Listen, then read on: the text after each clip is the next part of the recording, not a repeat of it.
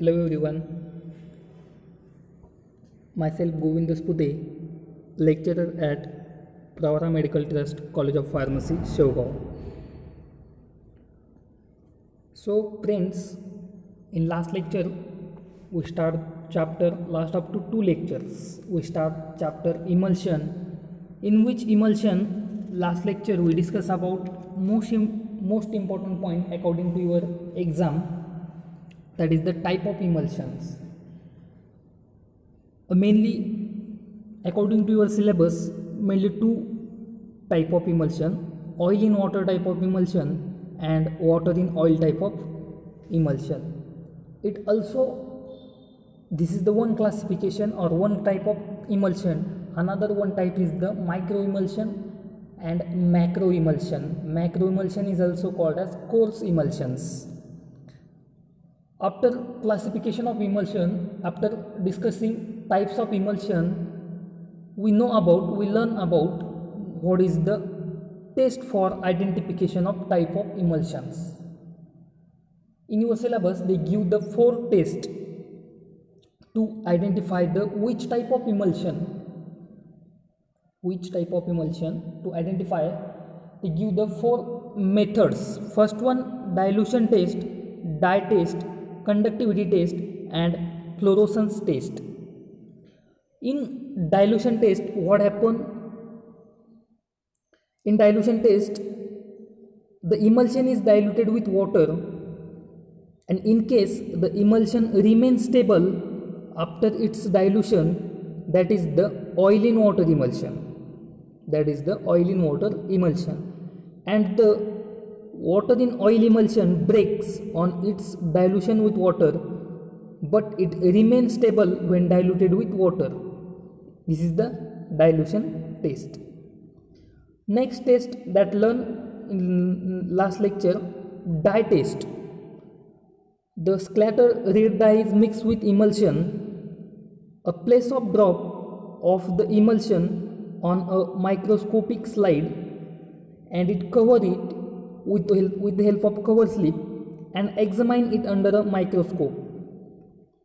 If the dispersed globules appear red, what I am saying, the dispersed globules appear red and the ground colorless, the emulsion is oil in water type of emulsion. Once again I repeat it, the dispersed globules appears red and the ground colorless, the emulsion is oil in water type of emulsion. If the reverse condition occur when water in oil type of emulsions, that means dispersed globules appear colorless in the red ground. This is the dye test. Next test is the conductivity test. In conductivity test, what happen? In conductivity test, water is a good conductor of electricity, whereas oil is non-conductor of electricity. And the conductivity test can be performed by dipping a pair of electrode connected through a low voltage bulb in the emulsion. If the bulb glows on passing the electric current, the emulsion is oil in water type, because water is in the continuous phase. And in case the bulb does not glow, the emulsion is water in oil type, because oil is in the continuous phase. This is the conductivity test. Next one or last one test is the fluorescence test. In fluorescence test, the certain fixed oil passes the physical properties of fluorescing in the presence of ultraviolet radiation. On microscopic observation of emulsion under ultraviolet radiation, the whole field fluorescence indicate that oil is present in continuous phase. Means water in oil type emulsion, and if droplet fluorescence indicates that oil is present in dispense phase, that is the oil in water type emulsion. These are the 4 identification test for the emulsions that discussed in last lecture. Now discuss next point, that is the next most important point, that is the formulation of emulsions. Now in this lecture we discuss next point under emulsion chapter, formulation of emulsions, in which mainly is the emulsifying agent. What is the main formulation of emulsion? That is the emulsifying agents. Then antioxidant, antimicrobial preservatives, auxiliary emulsifiers, these are the also used in the emulsions. समजलंय की इमल्शनच्या formulation महत्त्वाचा part काय येतो, फॉर्म्युलेशनमध्ये महत्त्वाचा part येतो emulsifying agent. Other than emulsifying एजंटच्या नंतर पण आपण अँटीऑक्सिडंट यूज करतो, अँटीमायक्रोबियल प्रिझर्वेटिव्ज यूज करतो, ॲक्झिलरी इमल्सिफायर पण यूज आपण करतो. आणि नाऊ यातला मेन पॉईंट आपण पाहूया, इमल्सिफाईंग एजंट काय आहे. What is the emulsifying agent? Emulsifying agents त्यांनी आपल्याला सांगितलं आहे, the emulsifying agent reduce the interfacial tension between two phases. They are substances added to an emulsion to prevent coalescence of the globules of disperse phase, that are the emulsifying agents.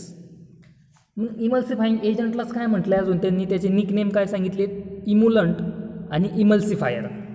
इम्युलंट नावाने जर question विचारला तुम्हाला तर त्याचा पण meaning emulsifying agent होतो, आणि emulsifier नावाने जरी क्वेश्चन विचारला तरी पण त्याचा मिनिंग पण इमल्सिफाईंग एजंट असाच होतो. What is the emulsifying agent आपण ते समजावून घेऊया अगोदर. मग इमल्सिफाईंग एजंट काय करतात, जे काही दोन फेजमध्ये जे काही टेन्शन आहे, दोन फेजमध्ये जे काही इंटरफेशियल टेन्शन आहे, म्हणजे कोणकोणत्या फेज, ऑइल फेज आणि वॉटर फेज. बरोबर आहे की इमल्शनमध्ये दोन फेज असणार आहेत, पहिली ऑइल फेज असणार आहे, दुसरी ॲक्वियस म्हणजेच वॉटर फेज असणार आहे. आणि या दोन फेजमध्ये जे काही इंटरफेशियल टेन्शन आहे, हे इंटरफेशियल टेन्शन काय करतं, मिनिमाइज केलं जातं किंवा कमी केलं जातं. कशाच्या साहाय्याने?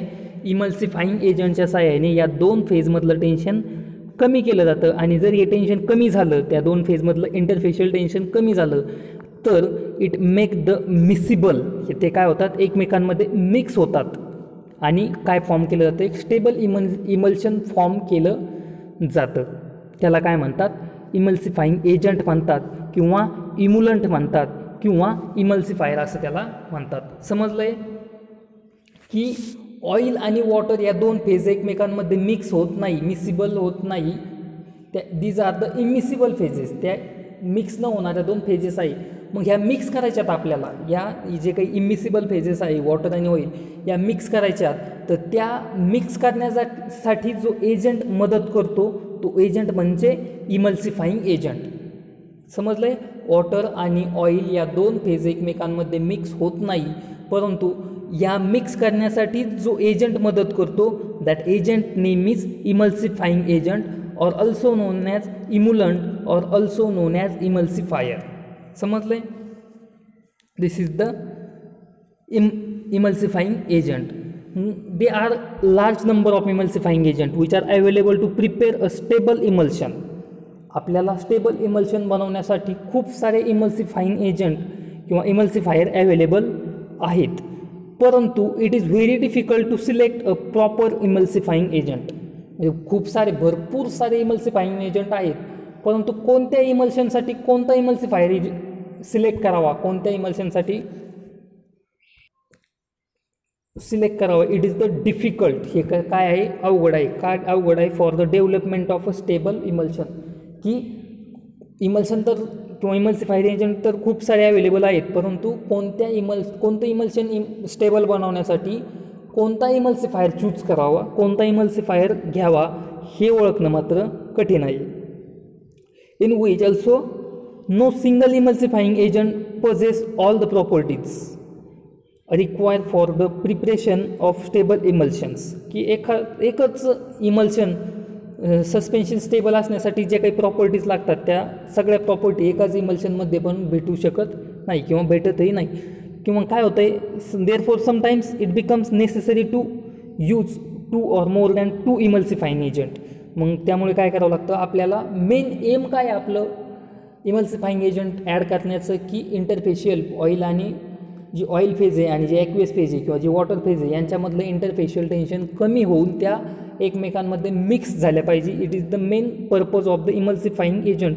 मग काही वेळेस काय होतं की आपण इमल्सिफाईंग एजंट आयडेंटिफाय करायला की XYZ नावाचं इमल्शन आहे, त्या इमल्शनला आपल्याला स्टेबल इमल्शन बनवायचं आहे. मग ते स्टेबल इमल्शन बनवत असताना it is difficult to choose the which correct emulsifying agent, की त्या इमल्शनसाठी कोणता इमल्सिफाईंग एजंट आपण चूज केलं पाहिजे हे डिफिकल्ट आहे. कधी कधी काय होतं की आपण एखादा इमल्सिफायर एजंट चूज केला, पण त्या इमल्सिफायर एजंटमध्ये किंवा त्या इमल्सिफायरमध्ये सगळ्याच प्रॉपर्टी नसतात ज्या की इमल्शन स्टेबल करण्यासाठी रिक्वायर्ड असतात. अशा सगळ्याच प्रॉपर्टी त्या इमल्सिफाईंग एजंटमध्ये नसतात. मग आपल्याला काय करावं लागतं, एकाच इमल्शनमध्ये ॲट अ टाईम 2 किंवा 2पेक्षा जास्त ही इमल्शन यूज करावे लागतात, because to prepare a stable emulsions. त्यासाठी आपल्याला स्टेबल इमल्शन बनवण्यासाठी यूज करावे ते लागतात. Also what they say, they are the substances added to an emulsion to prevent the coalescence or the globules of the dispersed phase, and they are also known as emulant or emulsifier agents. अगोदरच मी सांगितलं आहे तुम्हाला, फक्त त्यांनी काय केलं थोडंसं वेगळ्या भाषेत सांगितलं आहे. or they help in formation of emulsion by 3 mechanisms. त्यांनी त्याचे इमल्सिफाईंग ॲक्ट होण्याचे पण त्यांनी 3 मेकॅनिझम सांगितले. फर्स्ट मेकॅनिझम सांगितलं पहा, रिडक्शन इन इंटरफेशियल टेन्शन. म्हणजे मी तुम्हाला अगोदर सांगितलं आहे की ते कसं ॲक्ट होतं आहे, इंटरफेशियल टेन्शन कमी करून ॲक्ट होतं आहे. It also known as thermodynamic stabilization. त्यालाच काय म्हटलं आहे, थर्मोडायनॅमिक स्टॅबिलायझेशन. 2 फेजमधलं टेन्शन, इंटरफेशियल टेन्शन कमी करणं म्हणजे thermodynamic stabilization. Then second, formation of rigid interfacial film. इंटरफेशियलला काय करायची, एक फिल्मचं फॉर्मेशन करायचं. त्या मेकॅनिझमला काय म्हटलं आहे, मेकॅनिझम बॅरियर टू कोलेसेन्स. ठीक आहे. आणि लास्ट मेकॅनिझम आहे formation of electrical double layer. काय करायचं आहे, double electrical layer. It means electrical barrier to approach of particles. This is the, या पद्धतीने इमल्सिफाईंग, या 3 मेथडने इमल्सिफाईंग एजंट कोणत्याही इमल्सिफायरमध्ये ॲक्ट होतो. आता आपण स्लाईडवरती मेन्शन केलेलं आहे की इट मस्ट बी, किंवा pharmaceutical acceptable of emulsifier must be, किंवा फार्मास्युटिकल इमल्सिफायर काय असले पाहिजेत, मस्ट बी असले पाहिजेत. फर्स्ट, ते स्टेबल असले पाहिजे. इमल्सिफायर कसे असले पाहिजे, स्टेबल असले पाहिजेत. Second, be compatible with other ingredients. ते बाकीच्या इन्ग्रेडियंट्ससोबत पण कॉम्पिटेबल असले पाहिजे. किंवा मग असं नाही झालं पाहिजे की इमल्सिफायर यूज केला आणि त्या इमल्सिफायरने ॲक्टिव्ह API सोबतच रिॲक्शन दाखवली आणि दुसराच काही प्रोडक्ट तयार झाला, असंही पण झालं नाही पाहिजे. That's why be compatible with other ingredients. Also it is be non toxic. इमल्सिफायरने कसल्याही प्रकारची टॉक्झिक इफेक्ट दाखवला गेला नाही पाहिजे. And it also passes little odour, taste और कलर. ठीक आहे. And also it not interfere with the stability of efficiency of the active agent. त्यांनी जो काही ॲक्टिव्ह एजंटची इफिकसी आहे त्यामध्ये इंटरफेअर करता आला नाही पाहिजे. This all about the properties of, property पण तुम्ही म्हणू शकता, इमल्सिफाईंगच्या या प्रॉपर्टी पण तुम्ही यांना म्हणू शकता. यानंतर ग्रिफिन नावाचा एक सायंटिस्ट आहे. या ग्रिफिन नावाच्या सायंटिस्टने काय सांगितलं आपल्याला की which is the useful method for calculating a balance mixture of emulsifying agent and to provide a particular type of emulsion. It's called as hydrophilic lipophilic balance or HLB method. की Griffin नावाचा एक scientist आहे. या Griffin नावाच्या सायंटिस्टने काय केलं आहे की एक HLB नावाची मेथड डेव्हलप केली. HLBचंच फुल फॉर्म काय सांगितलं त्यांनी, hydrophilic lipophilic balance method. H means hydrophilic, L means lipophilic, B means balance method. आणि या मेथडमधनं काय केलं जातं की it help to calculating the balance mixture of emulsifying agent. Emulsifying एजंटचे जे काही मिक्सर आहे ते बॅलन्स करण्यासाठी किंवा ही मेथड यूज केली जाते, जी की प्रोव्हाइड पर्टिक्युलर टाईप ऑफ इमल्शनला आपण ती प्रोव्हाइड करू शकतो. या मेथडलाच काय म्हटलं त्यांनी, HLB मेथड. मग आपण पाहूया डिटेलमध्ये ती मेथड काय सांगितलं त्यांनी की HLB मेथड और हायड्रोफिलिक लिपोफिलिक मेथड, हिची जी काही स्केल रेंज आहे ती स्केल रेंज आहे 0 ते 20पर्यंत. 0 स्केल रेंज स्टार्ट होते आणि 20ला एंड होते. म्हणजे समजली HLBची स्केल रेंज फ्रॉम 0 to 20. आणि who is the founder of HLB method? Griffin is the founder of HLB method. मग ही HLB मेथड काय सांगते की बाबा सरफॅक्टंट टाईप आणि क्वांटिटी सांगते. HLB मेथड काय सांगते की सरफॅक्टंट टाईप आणि त्याची क्वांटिटी ही HLB मेथड आपल्याला सांगते. मग सरफॅक्टंट म्हणजे काय? तर सरफॅक्टंट म्हणजे असं घटक, असा एक पार्ट की ज्यामध्ये दोनही पार्ट असतात. हायड्रोफिलिक पार्ट पण सरफॅक्टंटमध्ये असतो आणि HLB पार्ट पण सरफॅक्टंटमध्येच त्या ठिकाणी असतो. That is the hydrophilic and lipophilic part containing surfactant. समजलंय? आता पुन्हा प्रश्न पडतो की बाबा हे हायड्रोफिलिक काय आहे, लिपोफिलिक काय आहे, बरोबर आहे. मग हायड्रोफिलिकलाच काय म्हटलं आहे, पोलार म्हटलं आहे, लिपोफिलिकलाच काय म्हटलं आहे, नॉन पोलार म्हटलं आहे. समजतंय काय सांगतोय मी? की मी तुम्हाला HLB मेथड सांगतोय. काय कोणती मेथड सांगतोय आता एक्सप्लेन करून. आय एम सेईंग और I am explaining and we discussing HLB method, and that HLB method a useful method for calculating the balance mixture of emulsifying agent, and that emulsifying agent to provide a particular type of emulsion, and that method or that scale range from 0 to 20, and it is the founder of Griffin.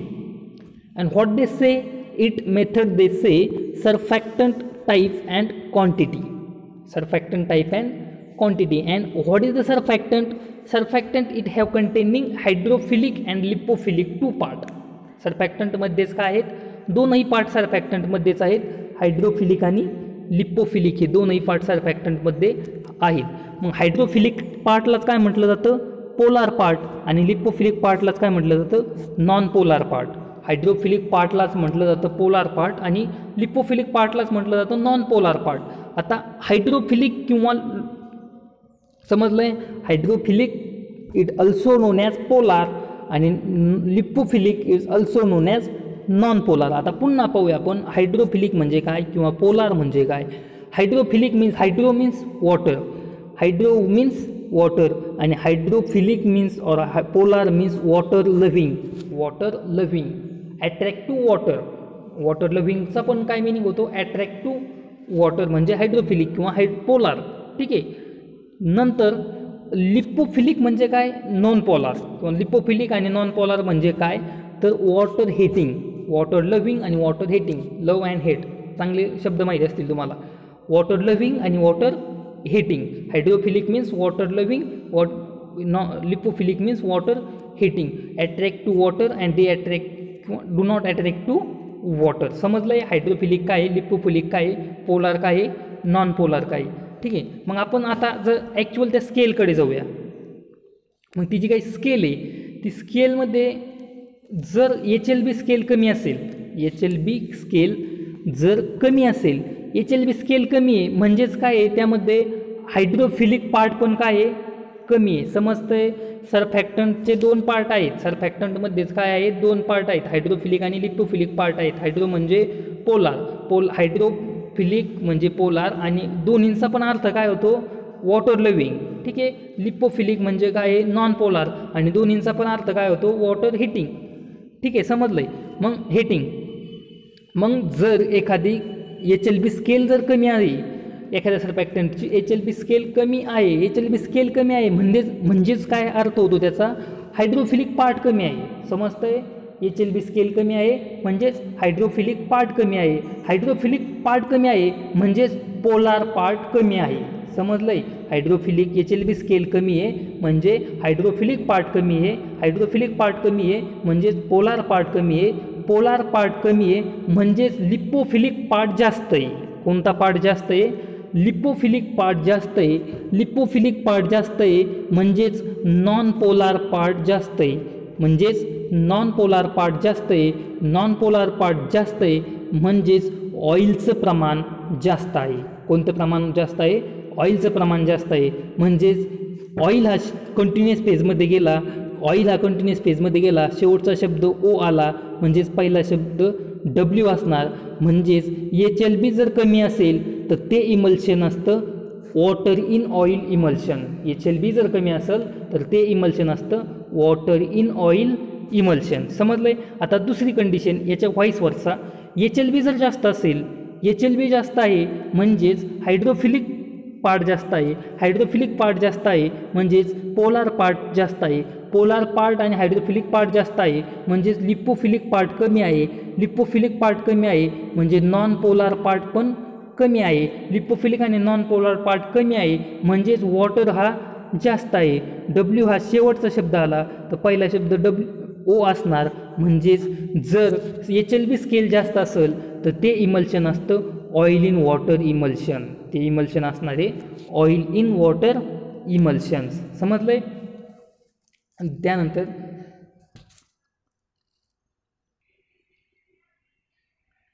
R you see it? दिसतंय तुम्हाला page? मग आपण या ठिकाणी पाहूया. मी तुम्हाला सांगितलं आहे की काय HLB ग्रिफिन स्टार्टिंगपासून पाहूया की HLB मेथड काय आहे? Hydrophilic and lipophilic balance method. त्याची स्केल कुठपासून आहे? स्केल रेंज फ्रॉम 0 ते 20. कोणी शोध लावला? ग्रिफिननी. सरफॅक्टंट वगैरे मी तुम्हाला सगळ्या गोष्टी सांगितल्यात. पुन्हा एकदा हायड्रो म्हणजे काय की पोलार आणि हायड्रोपोलार मीन्सचाच काय अर्थ होतो? Water loving. लिपो मीन्स काय? नॉन पोलार आणि नॉन पोलरचा जो अर्थ काय होतो? Water hating. समजलंय? मग मी तुम्हाला आत्ता 2 कंडिशन सांगितल्या आहेत. जर HLB व्हॅल्यू कमी असेल, HLB व्हॅल्यू कमी असेल म्हणजेच हायड्रोफिलिक आणि पोलारची पण व्हॅल्यू पार्ट कसा असणार आहे? कमी आहे. दोन्हीचा पार्ट कमी आहे म्हणजेच काय असणार आहे? लिपोफिलिकचा पार्ट जास्त असणार आहे किंवा नॉन पोलारचा पार्ट जास्त असणार आहे. नॉन पोलारचा पार्ट जास्त असणार आहे म्हणजेच ऑइलचा पार्ट जास्त असणार आहे. आणि ऑइलचा पार्ट जास्त असणार आहे म्हणजेच ओ हा शेवटचा शब्द आला. जर ओ हा शेवटचा शब्द आला तर पहिला शब्द काय असणार आहे? डब्ल्यू. म्हणजे जर HLB व्हॅल्यू कमी असेल तर that emulsion is oil in water emulsion. Sorry water in oil emulsion. जर HLB व्हॅल्यू कमी असेल तर ऑइल इन वॉटर इमल्शन. समजले? त्याचीच व्हाईस वर्सा कंडिशन. जर HLB व्हॅल्यू जास्त असेल तर हायड्रोफिलिक आणि पोलार पार्ट पण काय असतात? जास्त असतात. हायड्रोफिलिक आणि पोलार पार्ट जास्त असतील तर लिपोफिलिक पार्ट आणि नॉन पोलार पार्ट कमी असतात. म्हणजेच हायड्रोफिलिक पार्ट जास्त आहे म्हणजेच वॉटरचं प्रमाण जास्त आहे. वॉटर जो शेवटचा शब्द म्हणजे पहिला शब्द असणार ऑइल. आणि जर HLB व्हॅल्यू जास्त असेल तर ते इमल्शन असतात ऑइल इन वॉटर इमल्शन्स. समजले? आणि आता आपण पाहूया ही जी काही तुम्हाला दिसते ही HLB स्केल ही 0 स्टार्ट होते 20 एंड होते. दिस इज द HLB स्केल. मग तुम्हाला या ठिकाणी जे दिसतंय, ठीक आहे, 0 तर कुठपर्यंत? 6 हे सगळं हे 0 ते 6 दिस इज द लिपोफिलिक. 0 ते 6 लिपोफिलिक. 6 ते 9 वॉटर डिस्पर्जिबल. 6 ते 9 वॉटर डिस्पर्जिबल. अँड 9 टू किंवा 10 to 18 10 ते 18 इट इज द हायड्रोफिलिक. समजलंय? 0 to 6 lipophilic. 6 to 9 water dispersible and 9 or 10 to 18 hydrophilic. ठीक आहे. दिस इज देन पुन्हा इथं सांगितलं आहे पहा अँटीफोमिंग एजंट म्हणजे 1 ते 3 जे काही असतात these are the antifoaming agents. 1 ते 3 जे काही असतात these are the antifoaming agents. Then 3 ते 6 जे काही असतात तेच असतात water in oil emulsifying agents. 3 ते 6 जे असतात ते water in oil emulsifying agents. Then 6 ते 9 जे काय असतात ते वेटिंग एजंट और स्प्रेडिंग एजंट. दोन्ही पण एकच आहेत. वेटिंग एजंट किंवा स्प्रेडिंग एजंट ते असतात. ठीक आहे. त्यानंतर 8 ते 16 जे काय असतात ते oil in water emulsion agent किंवा oil in water emulsifying agent. समजलंय? 8 ते 16 कोणते असतात? Oil in water emulsifying agent. त्यानंतर 13 ते 13 ते 15 जे काय असतात ते असतात डिटर्जंट. 13 ते 15 जे असतात ते असतात डिटर्जंट. आणि 16 ते 18 जे असतात these are the solubilising agent. समजली? ही आहे HLB मेथडची स्केल. ही HLB मेथडची स्केल आहे. वन्स अगेन पहा, 0 ते 6 काय आहे लिपोफिलिक, 6 ते 9 वॉटर डिस्पर्सिबल अँड 9 ते 18 हायड्रोफिलिक. समजलं आहे? देन 1 ते 3 अँटीफोमिंग एजंट. त्यानंतर 3 ते 6 water in oil emulsion agent किंवा water in oil emulsifier agent किंवा water in oil emulsifying agents. ठीक आहे. ते 6 ते 9 वेटिंग एजंट किंवा 6 ते 9 स्प्रेडिंग एजंट. समजलं आहे? देन 8 ते 16 oil in water emulsifying agent. 8 ते 16 काय आहेत? Oil in water emulsifying agent किंवा oil in water emulsifier agent. आणि 13 ते 15 डिटर्जंट. 13 ते 15 काय detergent.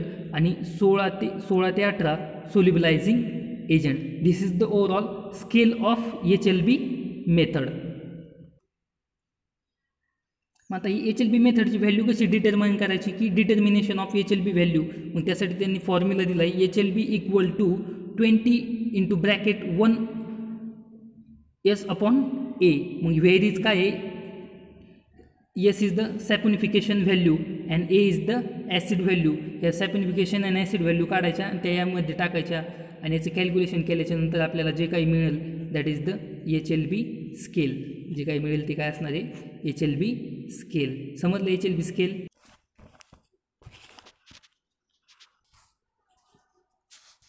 In which also every emulsifying agent is given in a number of HLB scale which is divided into 18 units. जे आपण आता पाहिलेलं आहे. Agents is given is a number on HLB scale which is divided into 18 units. Emulant or emulsifier with higher number 8 to 18 indicates hydrophilic properties, जे की मी तुम्हाला आता समजून सांगितलं आहे. And produce oil in water type of emulsion. समजलं? 8 to 18 hydrophilic properties आणि काय प्रोड्यूस करतं आहे? Oil in water type of emulsion. आणि इमल्सिफायर विथ लोअर नंबर 3 ते 6 it is represent lipophilic properties. 3 ते 6 काय रिप्रेझेंट करत आहे तुम्हाला सांगितलं मी की, किंवा 0 ते 6 काय रिप्रेझेंट करतं आहे? 0 ते 6 लक्षात ठेवा काय रिप्रेझेंट करतं आहे? Lipophilic properties. आणि लिपोफिलिक प्रॉपर्टीज म्हणजेच प्रोड्यूस काय करते? Water in oil type of emulsions. ठीक आहे.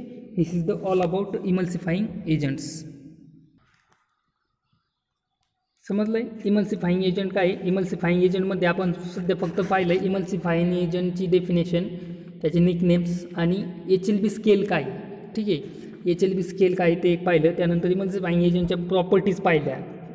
काय काय प्रॉपर्टीज पाहिल्या आपण त्याच्या की it should be capable of reducing the interfacial tension between 2 immiscible liquids or it should be compatible with other ingredients of preparations. It should be non-toxic. It should be capable to produce and maintain the required consistency of the emulsion, and also it should be chemically stable. And last one, it should be capable of keeping the globules of dispersion liquid distributed identifiably throughout the dispersion medium. It's all about the emulsifying agents. Thank you.